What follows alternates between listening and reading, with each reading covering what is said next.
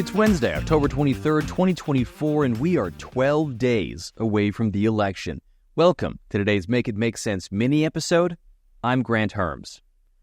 Today in the show, I was going to do something totally different, but the news had other plans.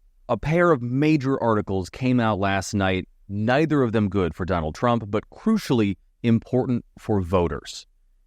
Also, there is some explicit language in this episode coming up, so if that's not your thing, you've got kids around, you don't want to hear it, just know that is on its way in this episode. All right.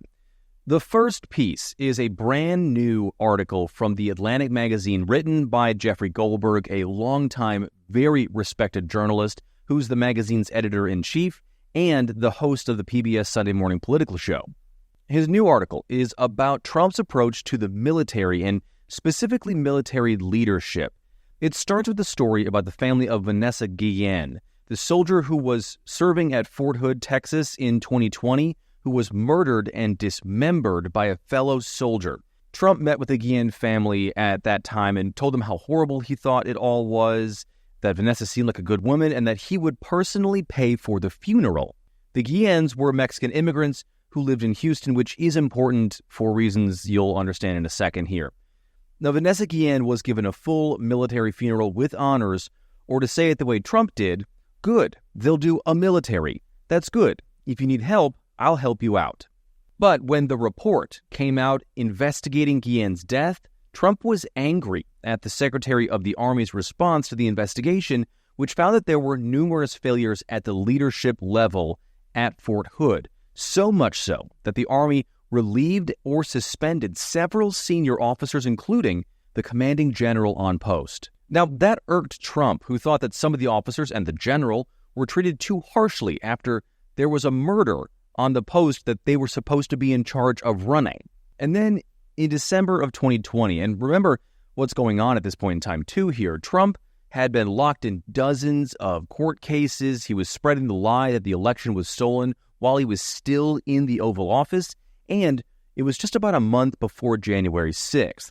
So it's at this point that Trump asked if the Guillen family had ever sent the bill for the funeral. He was told yes, and the price was $60,000.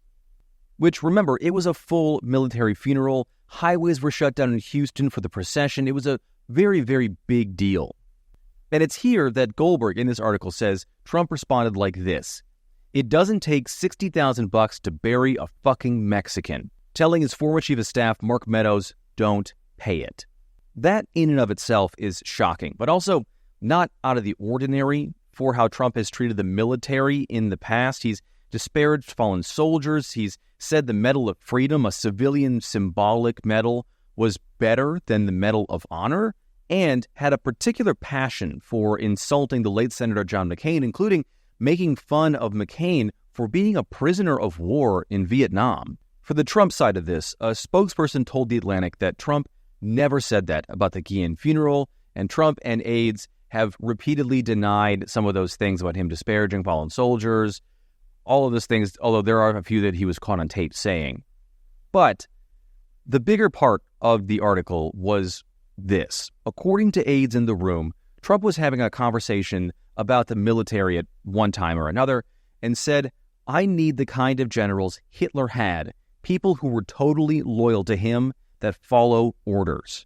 That is as troubling as it is shocking. And it's not the first time that Trump has praised Hitler, but it's also troubling because it means that what Trump expects from the military is not total loyalty, but unquestioning obedience. Except members of the military don't swear an oath to an individual, the president. They swear it to the Constitution and the U.S.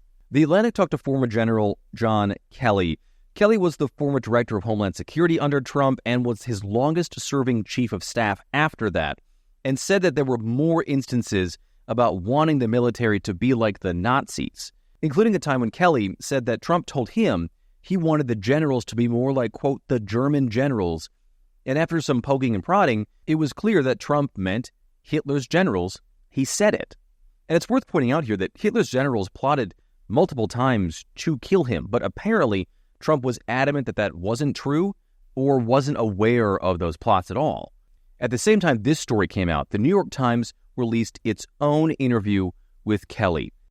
He would he commented more than once that Hitler did some good things too. And of course, if you know history, again, I think he's lacking in that.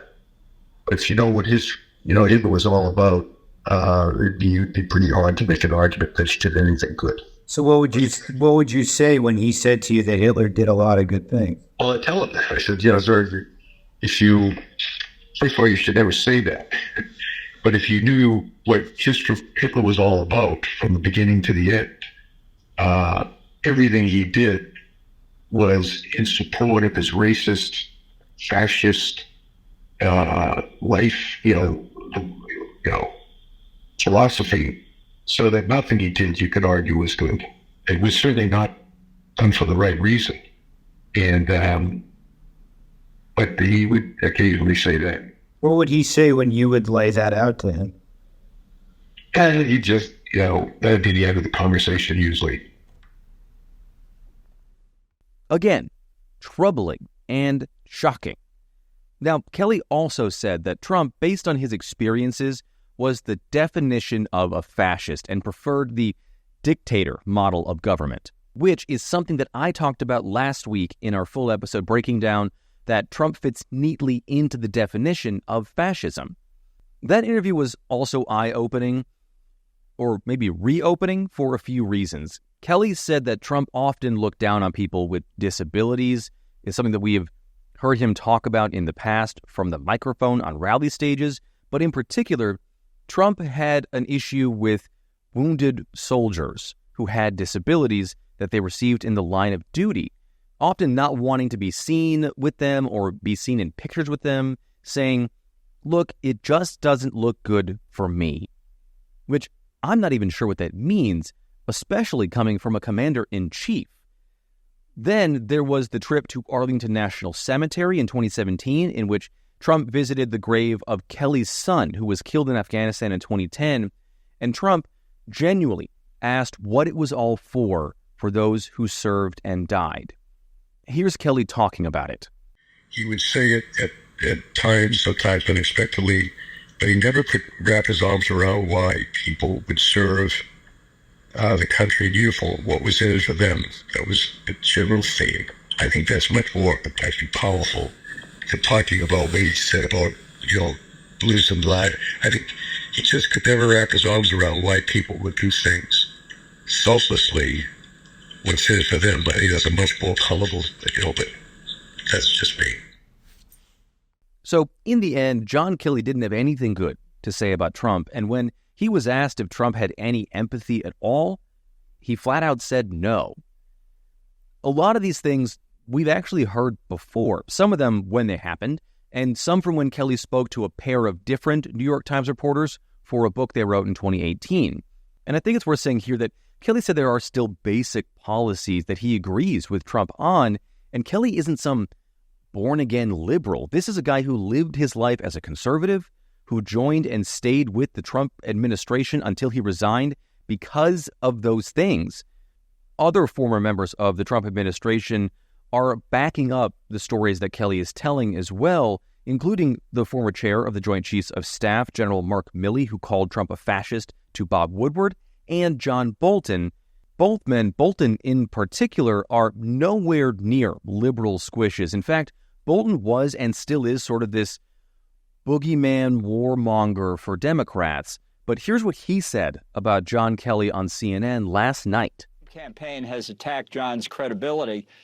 In any comparison of what John Kelly might say versus what Donald Trump might say about a particular event, or what these munchkins on the Trump campaign are saying about John Kelly, you can take what John says to the bank. I'm absolutely convinced. I didn't hear many, probably most of these statements myself, but if John says that Donald Trump said them, I believe it implicitly. Now, the Trump campaign and Trump supporters say that Kelly and Milley and Bolton are all just disgruntled former employees with axes to grind, but I just don't think that's true. Certainly of Milley and Kelly, who made careers out of serving in the military and hold their oaths that they swore to as sacred. And they've been vocal about that. They see that as part of their duty and see it as part of their duty now to talk about giving power back to a man who doesn't understand service or sacrifice, while at the same time wants to be a dictator. Now, this time of year, there are quote-unquote October surprises that pop up in campaigns, things that are meant to damage a campaign late in the election cycle. And I don't think that this is so much of a surprise as it is as an October refresher from a man who was there in the room with Trump in high-level security conversations, in private conversations. John Kelly was there.